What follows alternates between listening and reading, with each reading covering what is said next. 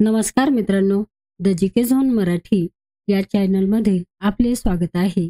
आज आपण स्पर्धा परीक्षांसाठी आवश्यक असलेले 17 सप्टेंबर 2025च्या चालू घडामोडी पाहणार आहोत. चला तर सुरू करूया. भारत सरकारने सुरू केलेल्या ऑपरेशन पोलोचे सैन्य नेतृत्व कोणी केले होते? General JN. चौधरी यांनी केले होते. भारत सरकारने 1948 मध्ये हैदराबाद संस्थानातील निजामशाही विरुद्ध सुरू केलेल्या ऑपरेशन पोलोचे सैन्य नेतृत्व जनरल जयंतनाथ चौधरी यांनी केले होते. या ऑपरेशनमध्ये भारतीय सैन्याने 13 ते 17 सप्टेंबर 1948 दरम्यान सशस्त्र हस्तक्षेप केला. या ऑपरेशनचे राजकीय निर्णय व आदेश केंद्रीय गृहमंत्री सरदार वल्लभभाई पटेल यांनी दिले होते. यानंतर हैदराबादचे सेनाप्रमुख जनरल अली इद्रिस यांनी शरणागती स्वीकारली आणि हैदराबाद संस्थानात भारतात विलीन झाले. महाराष्ट्रातील पिंपरी चिंचवड, बोराडेवाडी, मोशी परिसरात उभारण्यात आलेले छत्रपती संभाजी महाराजांचे भव्य शिल्प कोणत्या शिल्पकारांच्या मार्गदर्शनाखाली तयार केले गेले? राम सुतार या शिल्पकारांच्या मार्गदर्शनाखाली तयार केले गेले आहे.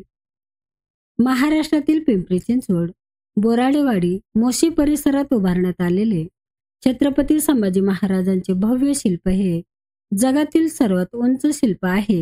हे शिल्प हिंदू भूषण या नावाने ओळखले जाणार आहे आणि याची उंची 100 फूट इतकी आहे. त्यांनी सरदार वल्लभभाई पटेल यांचा स्टॅच्यू ऑफ युनिटी सारखे जगप्रसिद्ध शिल्पही तयार केले आहे.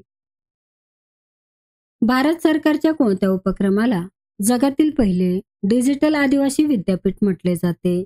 भारत सरकारच्या आदि संस्कृती या उपक्रमाला जगातील पहिले डिजिटल आदिवासी विद्यापीठ म्हटले जाते. आदिवासी व्यवहार मंत्रालयाने सप्टेंबर 2025 मध्ये नवी दिल्लीतील भारत मंडपम येथे आदि संस्कृतीची बीटा आवृत्ती लॉन्च केली. आदिवासी नृत्य, संगीत, चित्रकला, हस्तकला आणि लोककथांवर 45 अभ्यासक्रम उपलब्ध आहेत. हे अभ्यासक्रम जगभरातील विद्यार्थ्यांना आदिवासी परंपरा डिजिटल पद्धतीने अनुभवता याव्यात यासाठी डिझाईन केले आहे. भारतातील पहिले अंतराळ शहर कोणत्या राज्यामध्ये विकसित केले जाणार आहे? भारतातील पहिले अंतराळ शहर केरळ या राज्यामध्ये विकसित केले जाणार आहे.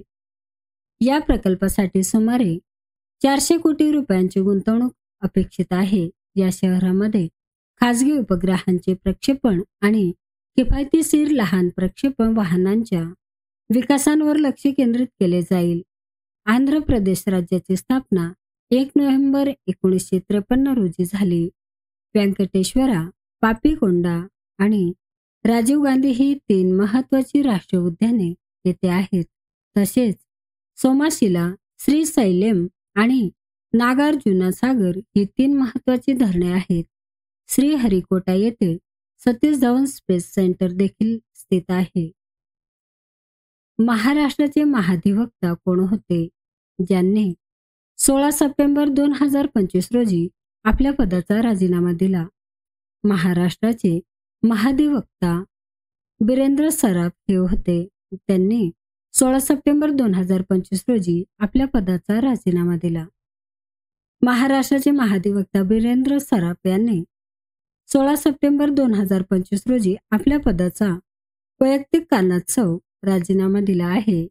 महाधिवक्ता हे राज्य सरकारचे सर्वोच्च विधी सल्लागार असून त्यांची नियुक्ती राज्यपालांकडून केली जाते.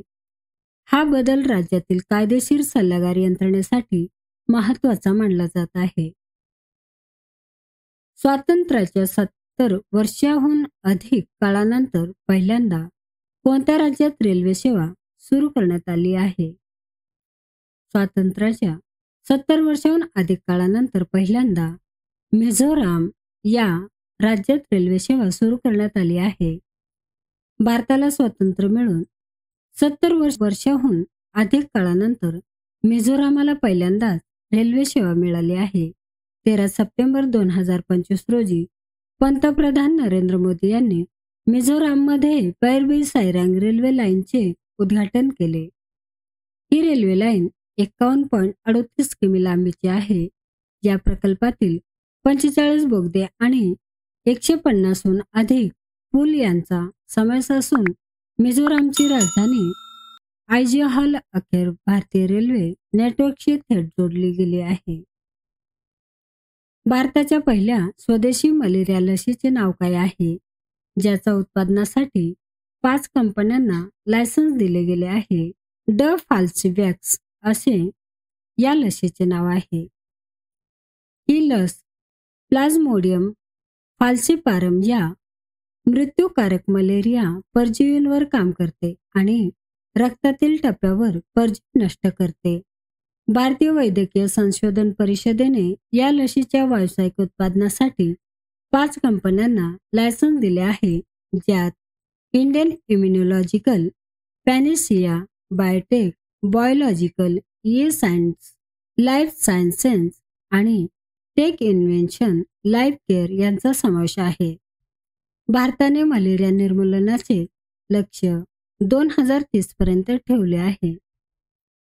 शौर्य योजनेअंतर्गत तटरेखा संरक्षणासाठी वर्ल्ड बँकेकडून कोणत्या भारतीय राज्यांना कर्ज मंजुरी झाले आहे? तामिळनाडू आणि कर्नाटक या 2 भारतीय राज्यांना कर्ज मंजूर झाले आहे. शौर्य योजनेअंतर्गत वर्ल्ड बँकेने तामिळनाडू आणि कर्नाटक या 2 राज्यांना एकत्रितपणे सुमारे 775 कोटी रुपये कर्ज मंजूर केले आहे. या कर्जाचा उद्देश दोन्ही राज्यातील तटरेखा भागांमध्ये पर्यावरणीय संरक्षण, प्लास्टिक प्रदूषण नियंत्रण आणि स्थानिक रोजगार निर्मितीसाठी आहे. वर्ल्ड बँकेची स्थापना 1 जुलै 1944 मध्ये झाली आणि त्याचे मुख्यालय वॉशिंग्टन DC, अमेरिका येथे आहे. मित्रांनो, चॅनल आवडला असेल तर प्लीज नक्कीच सबस्क्राईब करा, व्हिडिओ लाईक करा. धन्यवाद.